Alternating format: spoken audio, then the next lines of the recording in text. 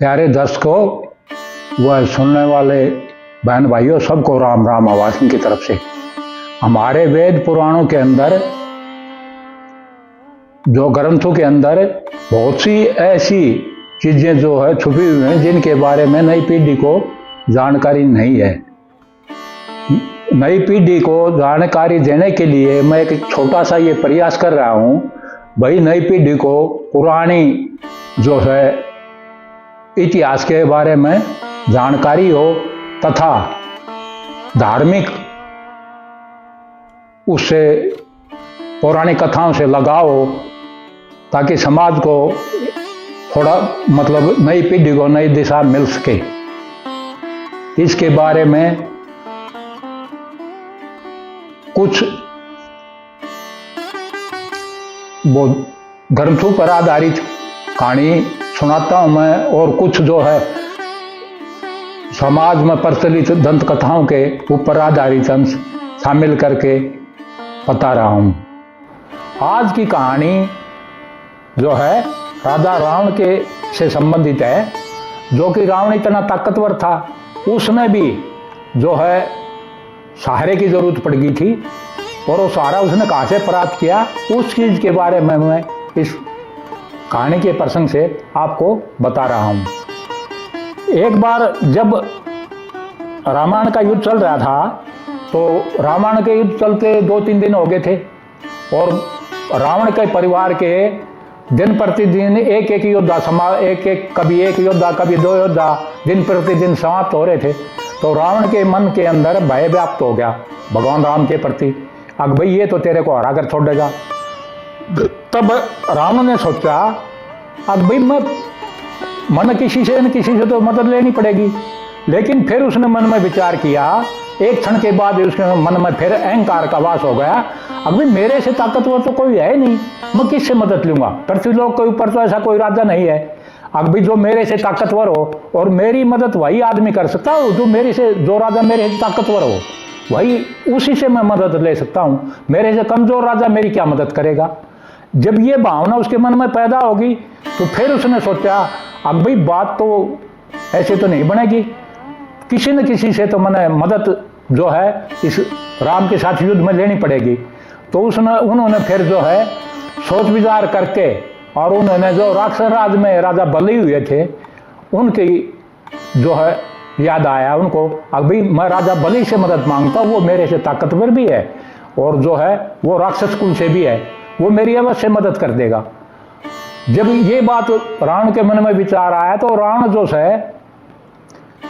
रावण ने ये सोचा कि भाई वो तो सुतलोक में वास करते हैं, तो वहां सुतलोक में वास करते, तो यहाँ से तो मैं राजा बलि से मदद मांग नहीं सकता, अब मेरे को तो सुतलोक में जाना पड़ेगा।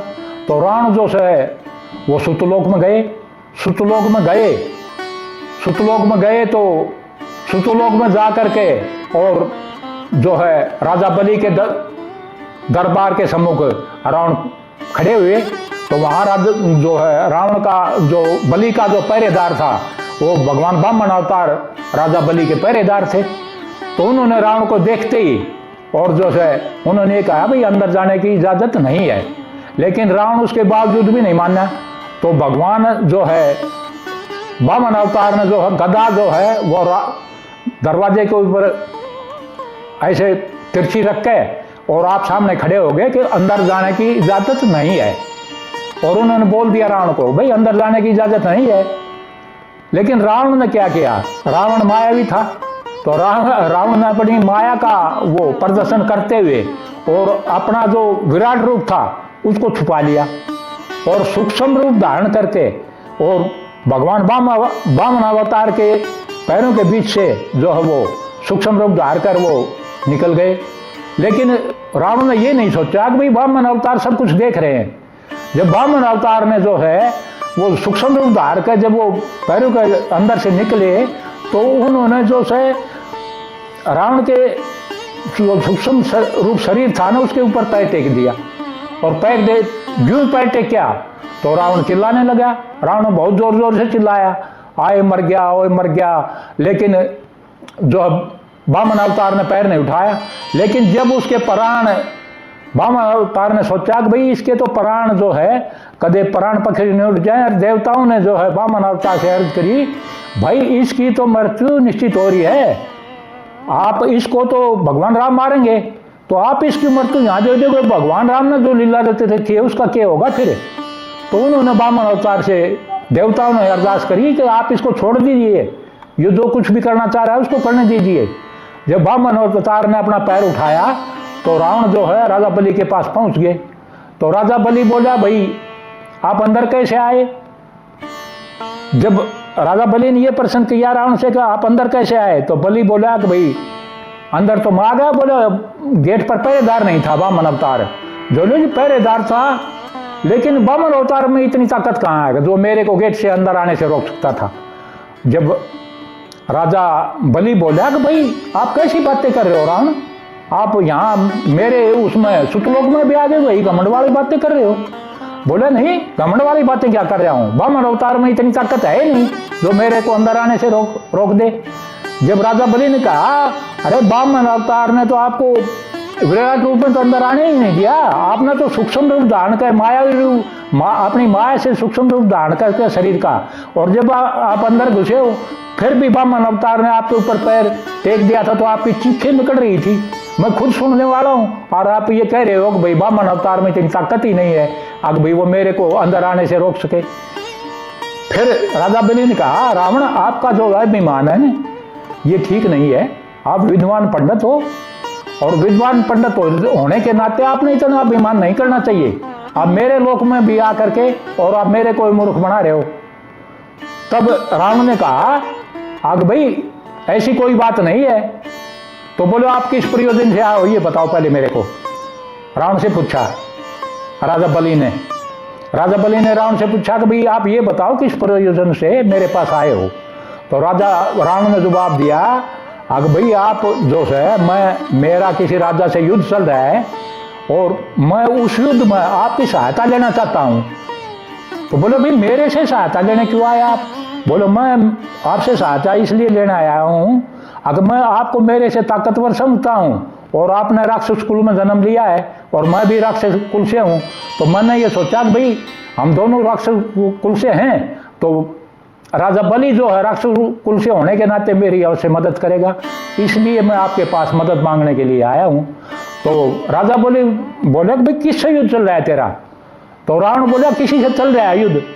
तो बोला ये नहीं बताएगा किससे युद्ध चल रहा है। जब रावण ने कुछ नहीं बोला, शांत होकर खड़ा हो गया।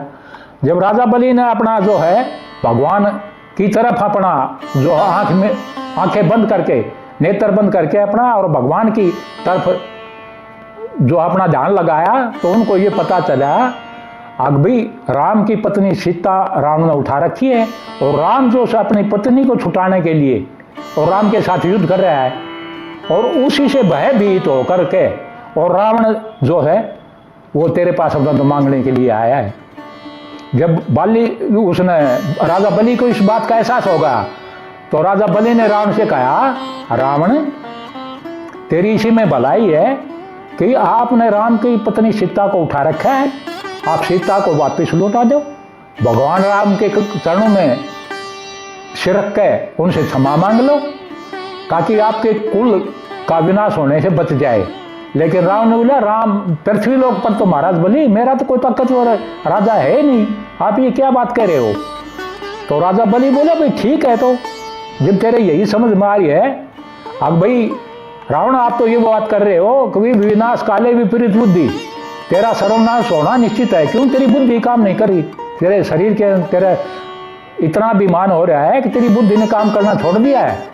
तू किसी बताई हुई सलाह को उसी तो मतलब मदद मेरे से तो मदद मांग रहा है, और जो मैं सलाह दे रहा हूँ उसको मानने से भी इनकार कर रहा है। मैं ये कह रहा हूँ भाई राम से समझौता कर ले और आपने उसकी सीता वापस लौटा दे, और जो है उसको चरणों में अपना शीश नवा कर आज क्षमा मांग ले। तो बोले उसको बात को तू मान भी रहे, खैर भाई रावण जो भी तेरी इच्छा हो कर, कोई दिक्कत नहीं, लेकिन मैं तो मदद आपकी एक ही शर्त पर कर सकता हूँ। तो रावण बोला, भाई वो क्या मदद होगी। बोले मेरे साथ चलो। रावण को लेकर राजा बलि जो है बाहर मैदान में निकले, और मैदान में निकले तो वहां उन्होंने एक जो है सोने का जो है वो पर्वत दिखाया रावण को, और उन्होंने कहा उस पर हीरा पन्नार जवाहरात जड़े हुए थे सोने के पर्वत के ऊपर। तो जब वो सामने से देखा रावण को तो रावण बोला अति उत्तम, बहुत ही उत्तम है ये सोने का पर्वत, महाराज बलि आपने कहां से प्राप्त किया। जब उन्होंने ये कहा, जब राजा बलि ने कहा, और इस सारी कहानी को तो मैं आपको बाद में समझाऊंगा, पहले ये देखो आप ये विशाल चीज है क्या। जब राजा रावण बोला कि ये तो सोने का पर्वत है और उसके ऊपर हीरा पन्नार जवाहरात जड़े हुए हैं, बोले ध्यान से देखो राजा रावण। तो राजा रावण ने ध्यान से देखा तो सामने से बोले मेरे को तो सामने से पर्वत ही दिखाई दे रहा है। तो राजा बलि ने कहा भाई मेरी ये शर्त है रावण, मैं तेरी मदद करूंगा उसमें युद्ध में, राम के साथ जो युद्ध होगा उसमें तेरी मदद जब करूंगा जब आप इस पर्वत को उठा कर दिखा दोगे। तो रावण ने जो है बोला ठीक है मैं इस पर्वत को उठा कर दिखा दूंगा। रावण ने हाँ भर ली और उन्होंने जो है उस सोने के पर्वत को जिसके ऊपर हीरा पन्ना जवाहरात जड़ाया हुआ था उसको उठाने की चेष्टा की रावण ने, लेकिन रावण उसको टस से मस नहीं कर पाया। जब कर नहीं पाया तो राजा बलि बोला रावण हो गई तेरा प्रयास पूरा। बोले महाराज बलि मेरा प्रयास पूरा हो गया, मैं इसको नहीं उठा पा रहा हूं। जब उठा नहीं पा रहा तो राजा बलि ने यह कहा भाई आप इस पर्वत के पीछे की तरफ चलो। जब राजा बलि को जो है रावण को उस पर्वत की पीछे की तरफ ले गया, पीछे की तरफ ले गया और बोले इसको ध्यान से देखो यह आकृति आपको किस प्रकार की दिखाई दे रही है। जब राजा रावण ने उस आकृति को पीछे से देखा, जब उसको ये एहसास हुआ कि ये तो किसी के कान की बाली के रूप में दिखाई दे रही है, जानो किसी ने कान की बाली बनवाई हो, इस प्रकार से दिखाई दे रहा है वो पर्वत। जब ये बात राजा बलि ने उससे पूछी अभी इस आकृति में आपको क्या दिखाई दे रहा है राजा रावण। जब राजा रावण ने जवाब दिया महाराज बलि ये तो ऐसा प्रतीत होता है किसी योद्धा के कान की बाली हो, किसी योद्धा ने कान में पहनने के लिए बाली बनवाई हो और ये वो बाली है।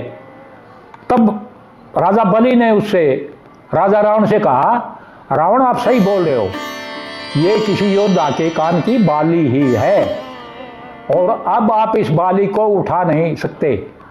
आपको समझ में आ गया होगा अब भाई ये बाली किसकी है। तो रावण ने कहा महाराज बलि मेरे ये बात समझ में नहीं है, ये बाली किसकी है। जब भगवान राजा बलि ने रावण को बताया कि ये बाली आपने जब पहले अवतार धारा था उस समय हरण्यक्ष का, उस टाइम आपने ये बाली कान में पहरी हुई थी और जब आपने भगवान वरा अवतार के रूप में भगवान विष्णु से जब युद्ध किया था जब ये बाली आपकी लकड़ मतलब टूट के कान से और पृथ्वी पर पड़ गई थी। तो इस प्रकार से ये बाली पहले आप धारण करते थे और अब आप इस बाली को, उस युग में तो आप उसको धारण करते थे लेकिन इस युग में अब आपने जब दोबारा अवतार लिया धारा है, अवतार धारण किया है तो आप इसको उठा भी नहीं सकते। इस बात से ये प्रतीत होता है रावण अभी आपकी जो शक्ति थी ना वो पहले की अपेक्षा कितनी कम हो गई है, इस बात से आप अंदाजा लगा लो कि आप रावण से जीत नहीं सकते। मेरी आपसे फिर ये निवेदन है कि आप भगवान राम से जो है वो क्षमा मांग लो, क्षमा याचना कर लो और सीता को वापस लौटा के उनसे माफी मांग लो। तब रावण बोला अग भाई मैं माफी तो नहीं मांगूंगा क्योंकि भगवान राम जो मेरे से ज्यादा शक्तिशाली नहीं है। तो फिर राजा बलि बोले जब शक्तिशाली नहीं था तो तुम मेरे पास क्यों आया मदद मांगने के लिए। जब आपको शक्तिशाली नहीं लग रहा था तो आप मदद मांगने के क्यों नहीं, मेरे से पास मदद मांगने के लिए क्यों आया। जब राजा रावण ने कहा अगो मदद तो इसलिए मांगने के लिए आपके पास आया था, आगा आप भाई राक्षस कुल से हो और जो है राक्षस कुल से होने के नाते मेरे भाई थे, भाई लगते हो, इसलिए मैं आपसे मदद मांगने के लिए आया हूँ। तो राजा बलि बोला आपको जो मैंने शर्त रखी थी आप उसको पूरी नहीं कर सके और पूरी नहीं कर सके इसलिए मैं आपकी इस युद्ध में कोई मदद नहीं कर सकता। फिर मैं आपको सलाह देता हूँ अब भैया आप भगवान राम से क्षमा याचना कर लो और जो है उनकी सीता वापिस लौटा दो और भाई जो है माफी मांग लो। तो रावण बोला कि मैं माफी तो नहीं मांगूंगा। उसके पास है क्या? उसके पास तो एक वानर सेना ही तो है। जब राजा बलि ने रावण को बताया कि जो वानर जिसको आप वानर सेना बता रहे हो, वो वानर सेना इतनी शक्तिशाली है कि आपके जो दरबार में 3 बंदर तो आए थे, एक ने तो आपकी लंका को जला दिया और दूसरे बंदर ने जो है आपके सभा के बीच जो है वो पैर जमाया, आप उसका अंगूठा तक हिला नहीं सके। जब आपके अंदर इतनी शक्तिहीन हो गए आप, तो फिर आप उन बांदरों का मुकाबला कैसे करोगे? और वो तो उस टाइम जो है दूत बनकर आए थे, उनके भगवान की तरफ से इजाजत नहीं थी अब वो आपके राज में आकर के किसी प्रकार की आपको हानि पहुंचाएं। और जब वो क्रोध में भड़काएंगे तो रावण आप उनका क्रोध को सहन नहीं कर पाओगे और आपकी लंका का सर्वनाश कर देंगे। लेकिन रावण का जो है वो घमंड में होने के नाते रावण को ये बात बिल्कुल राजा बलि की कही हुई बात भी समझ में नहीं आया और अहंकार में भर के रावण और राजा बलि के सुतलोक से फिर वापिस आ गए। तो इस कहानी से ये सारांश मिलता है अगर भाई इंसान को जो घमंड करता है ना, घमंड का अंत बुरा ही होता है। चाहे आदमी ने जब वो कितना शक्तिशाली बन जाओ, कितना ताकतवर बन जाओ, लेकिन उसने अपनी बुद्धि का प्रयोग हर समय करना चाहिए, घमंड के वशीभूत नहीं होना चाहिए। इससे ये सारांश इस कहानी का सारांश यही मिलता है कि निकलता है कि भाई कोई भी आदमी चाहे कितना शक्तिशाली कितना धनवान हो जाओ, लेकिन उसने जो है कभी अहंकार के वशीभूत होकर के और किसी के साथ किसी का अपमान नहीं करना चाहिए और अहंकार के वशीभूत होकर के कोई भी गलत काम नहीं करना चाहिए। आवाज़ सभी बहन भाइयों से इस कहानी को यहाँ समाप्त करके और राम राम करता हूँ और आपसे विदा लेता हूँ। अगले अंक में कोई नई कहानी लेकर आपके सम्मुख फिर प्रस्तुत अगले वीडियो में फिर दोबारा प्रस्तुत हूँ। जय सिया राम। अगर आप कोई विशेष कथा सुनना चाहते हैं या पौराणिक जानकारी प्राप्त करना चाहते हैं तो हमें कमेंट में बताएं। आपकी टिप्पणी हमारे लिए मार्गदर्शक होगी।